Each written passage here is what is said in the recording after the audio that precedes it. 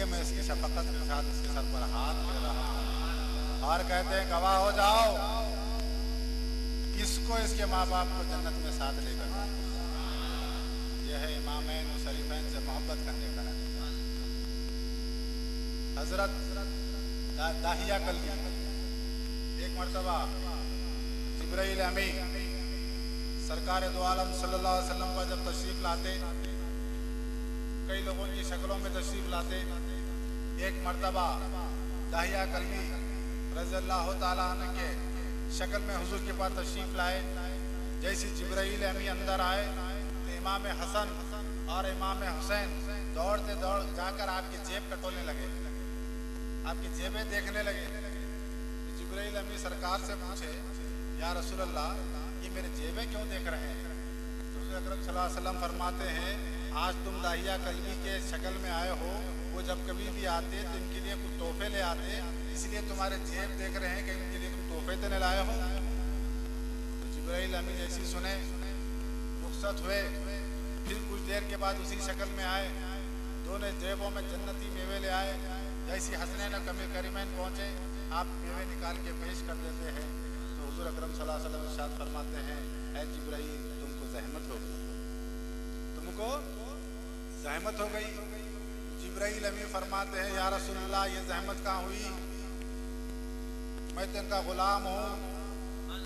जब ये बचपने में झूले में थे, बीबी फातिमा तो ज़हरा नमाज पढ़कर खुदा की इबादत कर कर थक कर जब सो जाती थी, जब हसनैन और करीमैन रोते थे, रब्बुल जलाल का मुझ पे हुक्म होता था, जिब्राइल जल्दी जाओ। जिब्राइल अमीन फरमाते हैं, मैं सिदरा के बुलंदियों पे रहता था, अल्लाह ताला का हुक्म होता, जिब्राइल फौरन जाओ, हसन और हुसैन के झूले को हिलाओ ताकि फातिमा की आंख ना खुल जाए, ताकि फातिमा की आंख ना खुल जाए।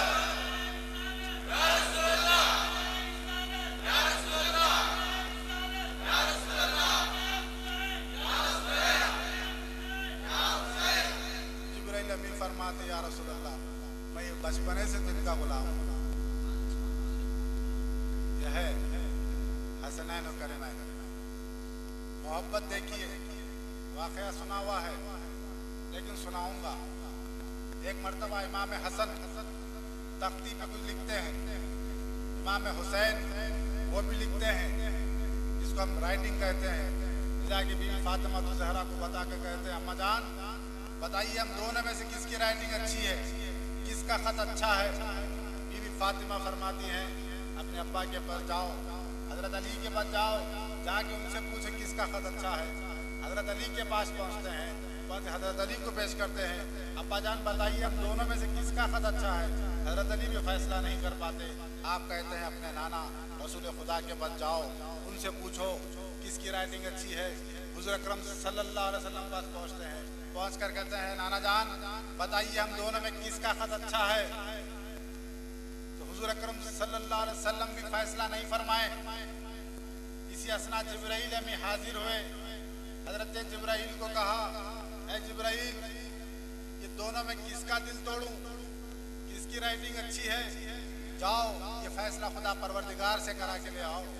तो जिब्राइल अमीन वो तख्तियाँ लेकर अर्श मौला पे पहुँचते हैं, फिर कुछ देर के बाद हाजिर होते हैं।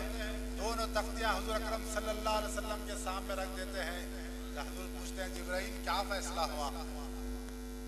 बोले अल्लाह का हुक्म है, दोनों तख्तियों के बीच में एक सेब रख दिया जाए, जिधर ये सेब लुढ़का उसकी राइटिंग अच्छी है। देखने वाली आंखों ने देखा, दो स्लेटों के बीच में जब सेब रखा गया, आधा सेब इधर गिरता है और आधा सेब उधर, यानी अल्लाह ताला भी ये हसनैन और करीमैन का दिल नहीं तोड़ना चाहा। तो हजरात,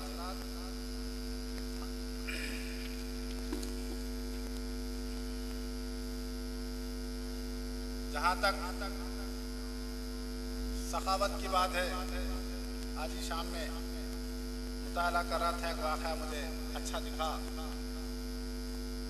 इमाम हसन, इमाम हुसैन, हज़रत अब्दुल्ला बिन जाफ़र रज़ियल्लाहु ताला अन्हु हज के लिए काबतुल्लाह की तरफ निकलते हैं। काफ़िला के आगे हो जाते हैं, काफिला भटक जाता, आपका जो तोशा था, आपका खाने पीने का सामान था, कोई और रास्ते पे थे, आप लोग कोई और रास्ते पे जा रहे हो।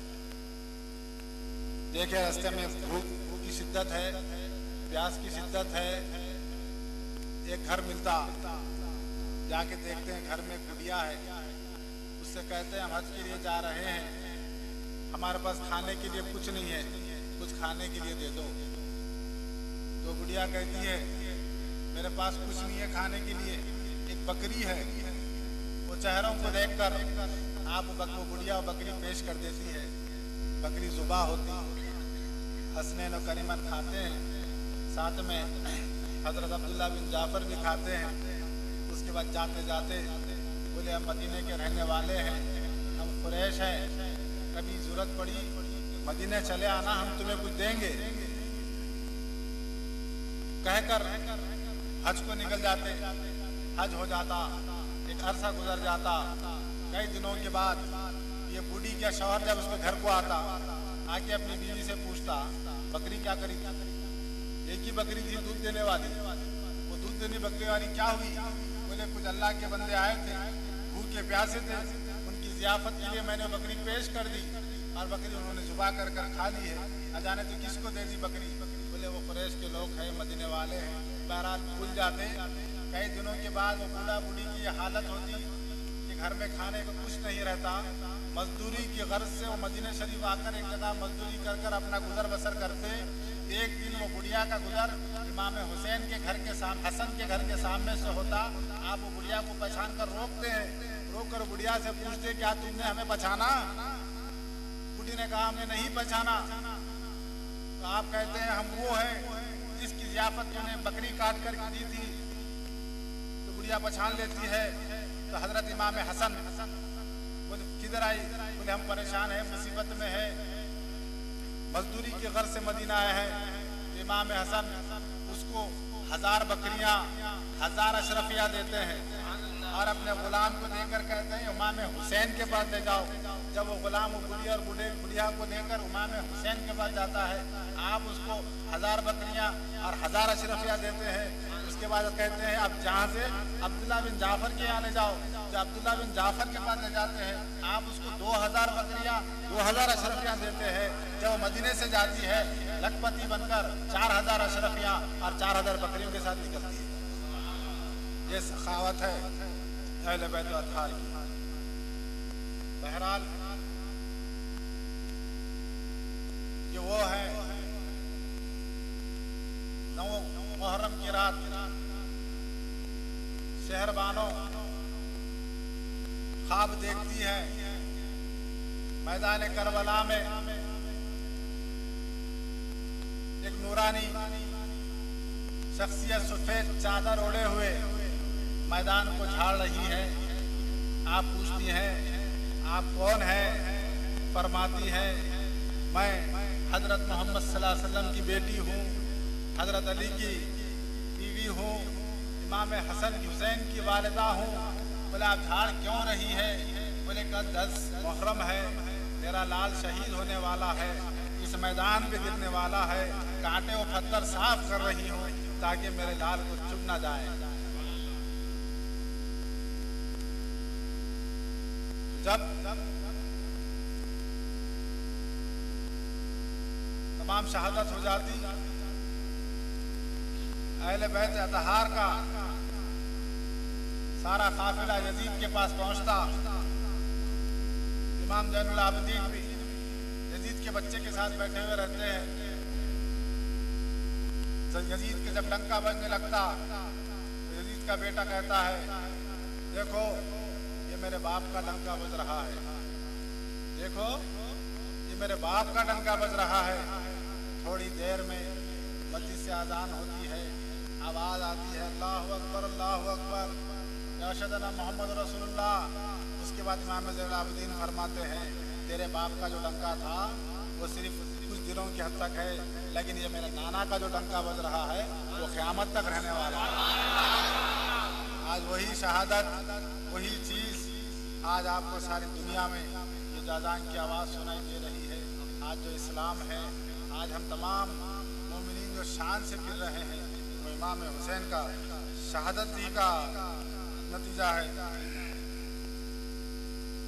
तो हजरात शेर याद आया, सबक दे दिया है उषा खान हक को हजरत ने, नमाज आशिक़ां पढ़ते हैं सर देके बेसर से, नमाज आशिक़ां पढ़ते हैं सर देके बेसर से।